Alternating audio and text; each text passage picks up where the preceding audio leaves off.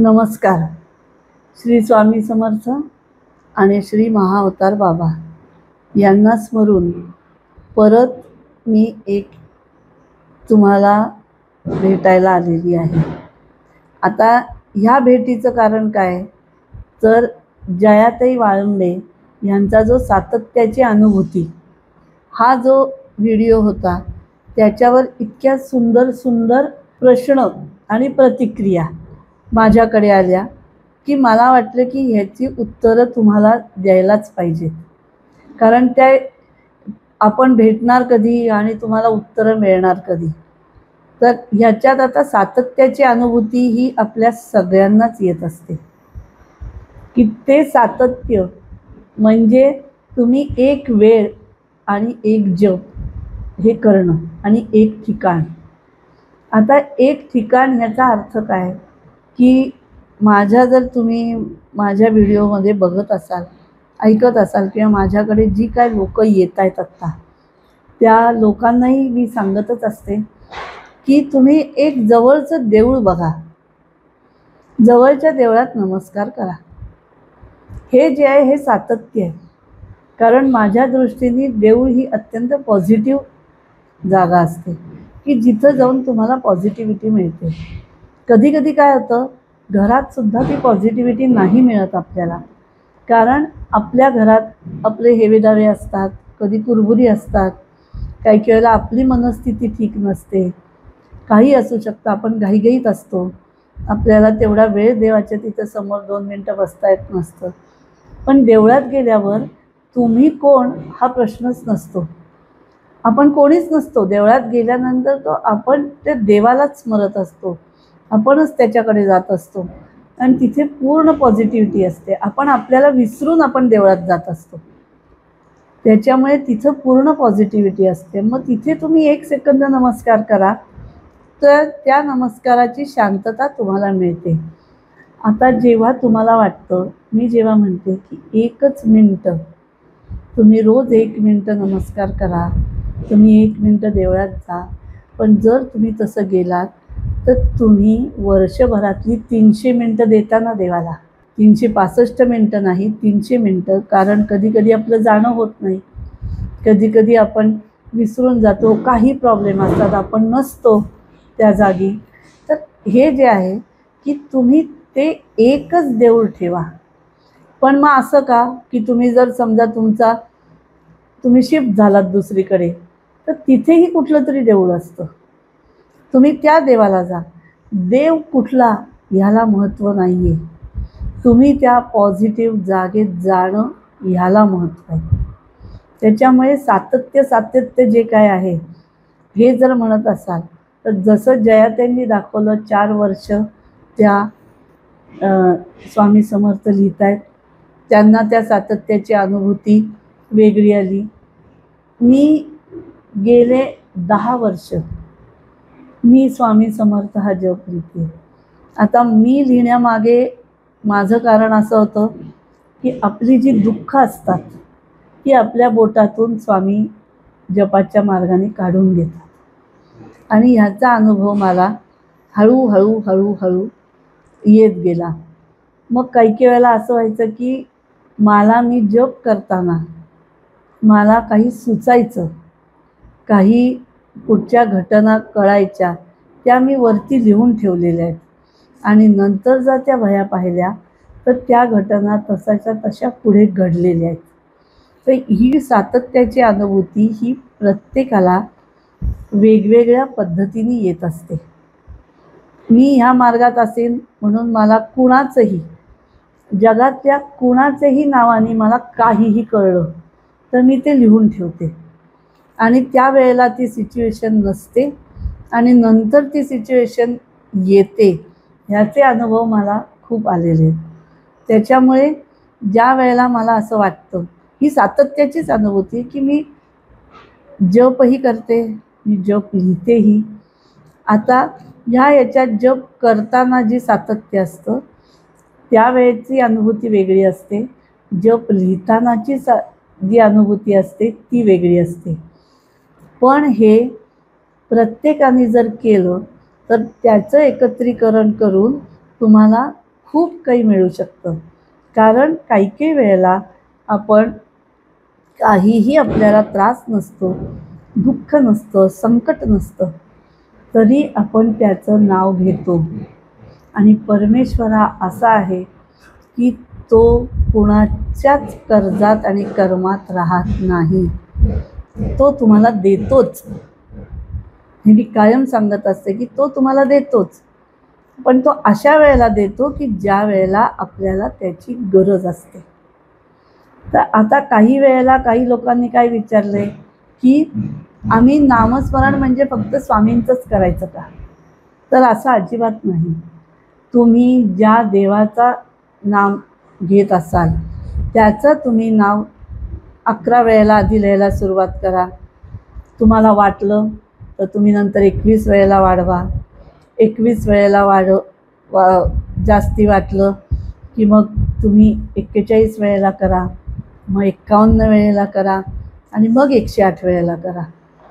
पण 108 वेळेला करणं ह्याला इतकं महत्त्व आहे की तो पूर्ण अंक होतो. त्याच्यामुळे तुम्ही जर ते 108 वेळेला लिहिलं तर कॉन्सन्ट्रेशन वाढतं आणि तो डबल जप होतो आपला. कारण आपण लिहिताना पण ते म्हणत असतो. त्याच्यामुळे तुम्ही रामनामाचा जप लिहित असाल त्याचा लिहा. कोणी विचारलं आहे आम्ही स्वामींचाच लिहायला पाहिजे का, आम्ही दुसऱ्या कोणाचा लिहिलेला चालेल का, तर जरूर चालेल. तुम्ही तुमच्या गुरूंनी जे तुम्हाला सांगितलं आहे त्याचा जप तुम्ही मनोभावे आणि अत्यंत आनंदाने तो लिहा. एक दिवसातलं आपलं कर्म आहे, कर्तव्य आहे असं समजून तो जप लिहा. अतिशय मनःशांती लाभेल, अतिशय चांगलं वाटेल. आता दुसरा प्रश्न काही लोकांनी मला असा विचारला आहे की ठिकाण कुठलं असावं. तर ठिकाण जे आहे ते तुमच्या घरातली जी तुम्हाला पॉझिटिव्ह जागा वाटेल ती ठेवा. ती पॉझिटिव्ह जागा तुम्ही तिथे बसल्यानंतर तुम्हाला छान वाटत असेल तर ते करा, तिथं लिहा. घरात पॉझिटिव्हिटी वाटत नसेल तर बाहेर बागेत जा, नाहीतर देवळात जा आणि तिथे बसून लिहा. पण जी तुम्हाला आवडती जागा असेल त्या ठिकाणी तुम्ही बसा. जप लिहायला वेळ नाही. फक्त तुम्ही जो जप लिहिणार आहात की एक वेळ कुठल्याही वेळेला लिहायचा असेल तर पहिल्यांदा सांगा जसं जमेल तसं मी तुमचा जप लिहीन. आणि ते झालं रॅन्डम, त्याचे इफेक्ट तसेच येणार जसं जमेल तसं. पण जर तुम्ही ठरवलं की मी ऑफिसला जायच्या आधी लिहीन, काही वेळेला वेळ जर ऑफिसला जायच्या आधी नसेल वेळ तर तुम्ही रात्री झोपायच्या आधी लिहा. तर तो वेळ तुम्ही तुमचा ठरवायचा. तुम्ही तुमच्या मनाला कमिटमेंट द्यायची की ह्या वेळेला मी हा जप लिहिणार आहे आणि तो जप लिहायचा. जप नेहमी घरातच आणि स्वतः एकटे असाल तेव्हाच लिहा. एकटे असाल म्हणजे तुमच्या घरातली फॅमिली असू देत, पण तुम्ही घरात असाल तेव्हा लिहा. बागेत जायचं असेल तरी तुम्ही तिथे एकटेच असता, पण तुम्ही तुमच्या गावातच असता. तो जप तुम्ही कुठल्या हॉटेलात लिहू नका, तुम्ही कुठे गावाला गेलात तर तिथे करू नका. त्यावेळेला तो जप करायचा नाही, लिहायचं नाही. तुम्ही आल्यानंतर तरी तो जप पूर्ण करा किंवा जायच्या आधी करा. हे सर्वस्वी तुमच्यावर अवलंबून आहे. जप लिहिणं किंवा नाम लिहिणं हे जे आहे हे सातत्य केलं तरच तुम्हाला त्याचा फायदा होतो आणि आपली दुःख कशी निघून जातील हे कळत नाही.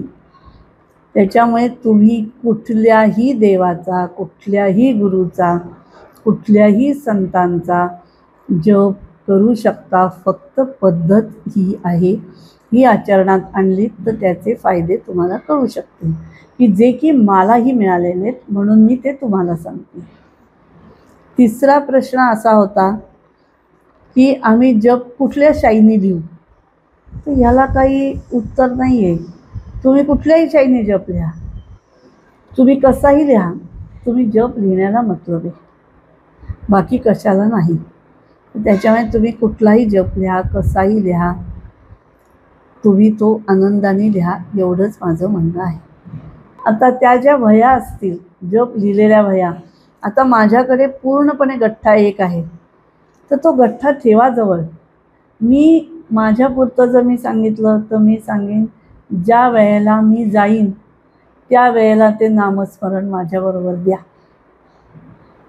आता हे प्रत्येकाचं आहे, कारण आपण देवळात जर नेऊन ठेवला तर त्या वह्या कुठे जातील, काय करतील हे आपल्याला माहीत नाही. आपण एका श्रद्धेने लिहितो.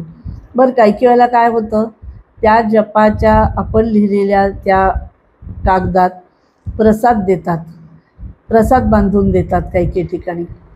पण त्याच्यानंतर तो कागद आपण काय करतो, आपण ठेवून नाही देत. तर तसं नाही व्हायला पाहिजे. तर आपण लिहिलेला जप हा आपल्याबरोबरच पाहिजे. तर ज्या वेळेला आपण निघू या जगातनं, त्या वेळेला तो आपल्याबरोबर आला तर त्याचं सामर्थ्य जास्ती आहे असं मला वाटतं. हा तुमच्या विश्वासाचा, श्रद्धेचा आणि आवडीचा प्रश्न आहे. दुसरा एक प्रश्न होता की सूतक आलं तर काय करायचं. तुम्ही जप लिहू शकता ना. तुम्हाला जप तुम्ही लिहू शकता. तुम्हाला नामस्मरण किंवा देवाचं करायचं नाही आहे. आणि ते सुद्धा जर तुमच्या मनाला पटत असेल तर लिहा. जर नसेल पटत तर तुम्ही 14 दिवस तुम्ही काहीही लिहिलं नाही तरीही चालतं. कारण परमेश्वराला माहीत असतं आपण हे का करत नाही आहोत ते. आता काही लोकांनी असाही प्रश्न विचारला आहे की नामस्मरण म्हणजे काय. म्हणजे नामस्मरण करणं म्हणजे मेडिटेशन करणं आहे का. नामस्मरण करणं म्हणजे माळेवर जप करणं आहे का. आणि नामस्मरण करणं म्हणजे जप लिहिणं आहे का. तर मला जे वाटतं, मला जे कळतंय ते मी सांगते की जो आपण वहीत जप लिहितो तो जप फक्त आपल्यासाठी असतो. जो आपण जप माळेवर जप करतो तो संकल्प असतो तुम्ही केलेला की मी रोज 108 वेळा म्हणीन किंवा 10 माळा करीन, 11 माळा करीन. त्याच्यातली कुठलं तरी एक माळ तुमच्या आध्यात्मिक उन्नतीकडे जात असते. आणि जे मेडिटेशन असतं हे जेव्हा नामस्मरण घेता घेता घेता घेता तुम्ही जेव्हा स्वतःला हरवून जाता ते मेडिटेशन असतं. तेव्हा ती जपमाळही उपयोगाची नसते, कारण ती केव्हा हातातनं गळून पडेल हे तुम्हालाही कळत नसते. तर हे मला हे असं सांगितलेलं आहे, त्याच्यामुळे मी असंच जप करते. मी माळेवर पण करते, माझ्या हातातनं माळ कधी गळून पडते मलाही कळत नाही. त्याच्यामुळे आजूबाजूला कितीही आवाज असो, कितीही ठोकाठोकी करत असो कोणी, मला काही फरक नाही पडत. माझं ध्यान लागलेलं असतं ते तसंच राहतं. तर ही जी आहे ही लगेच पहिल्यापासून ही पावती नसते. ह्याला मला 14-15 वर्ष जावी लागली आहेत. त्याच्यानंतर ही थोडीशी स्थिती येते. तर ह्या प्रत्येकाचं भान किंवा प्रत्येकाचं महत्त्व प्रत्येकाने समजून घ्यायला पाहिजे की प्रत्येक सिच्युएशन कशी आहे. तुम्ही ज्या वह्याच्या वह्या लिहून संपवाल त्याने तुम्हाला आत्मिक आनंद नक्कीच मिळेल. एक कमिटमेंट आपण पाळतोय ह्याचा एक आनंद असतो. त्याच्यानंतर तुम्ही जे माळेवर जप कराल तो जप हा तुमच्या सर्वांगीण उन्नतीसाठी, तुमच्यासाठी हा आहे, तुमच्या फॅमिलीसाठी आहे. आणि जेव्हा माळ गळून पडेल आणि तो जो जप होईल तो म्हणतो ना आपण वैश्विक आनंद किंवा तो आत्मिक आनंद, की जो आनंद कोणीही कोणाला सांगू नाही शकत, तो आनंद तुम्हाला मिळू शकेल. आणि ती अवस्था येण्यासाठी आपल्याला खूप काही करावं लागतं. काही यांना ती लगेच येते, काही यांना वेळ लागतो. पण ती अवस्था आल्यानंतर तो आनंद जो मिळतो त्याच्यामुळे आपल्याला अतिशय कुठल्याही गोष्टी सहज वाटतात. कुठल्याही गोष्टीत तुम्हाला अडथळे येत नाहीत किंवा आले तरी तुम्ही ते पार करू शकता. अशा ह्या नामस्मरणाच्या जपाच्या मला आलेल्या अनुभूती ह्या मी सगळ्यात तुम्हाला सांगते. हे सगळं स्वतः मी केलेलं आहे. त्याच्यामुळे मी सांगते की मी पण 2 नामस्मरणं लिहिते. असं नाही आहे की मी फक्त स्वामी समर्थांचंच लिहिते. मी पण 2 नामस्मरणं लिहिते. त्याच्यामुळे तुम्हीही तुम्हाला जर 2 देवांची नावं लिहायची असतील तुम्ही लिहा, फरक पडत नाही. पण तुम्ही जर 10-11 देवांची नावं लिहित असाल तर ते लिहू नका. तुम्ही एक इष्टदेव आणि एक तुमच्या भाग्यातला देव ह्याचं नामस्मरण तुम्ही रोज करत जा. आता जसं मी मागच्या वेळेला दुर्गा स्तोत्र सांगितलं होतं, तसं ध्यान करताना तेव्हा तुम्ही तुमचा गुरु जो कोणी आहे तो विश्वातला, जो तुम्हालाही माहिती नसेल, ते कुलदेवता, ग्रामदेवता, भाग्यदेवता, इष्टदेवता, तुमचे पितृदेव आणि पूर्वज जे आहेत, ह्या सगळ्यांनाचं स्मरण करून तुम्ही तुमच्या जपाला आणि मेडिटेशनला सुरुवात करावी. जी मी पण करते. जे मी करते तेच मी तुम्हाला सांगते. मला असं कुणीही पुस्तकातनं ज्ञान मला दिलेलं नाही. मला हे स्वामी समर्थांनी माझ्या सगळ्या प्रार्थना ज्या आहेत, ज्या मी लोकांना देत असते, त्या सगळ्या प्रार्थना ह्या माझ्या आणि स्वामींच्या संवादातनं आणि महाअवतार बाबांच्या संवादातनं लिहिल्या गेलेल्या आहेत. तर आता मी अपेक्षा करते बऱ्यापैकी तुम्हाला तुमच्या प्रश्नांची उत्तरं माझ्याकडनं दिली गेली असतील. आणि जर काही राहिलं असेल, काही असेल किंवा तुम्हाला कळलं नसेल, कन्फ्युजन असेल, तर तुम्ही परत असंच मला कळवत राहा. मी तुम्हाला अशीच भेटत राहीन. नमस्कार.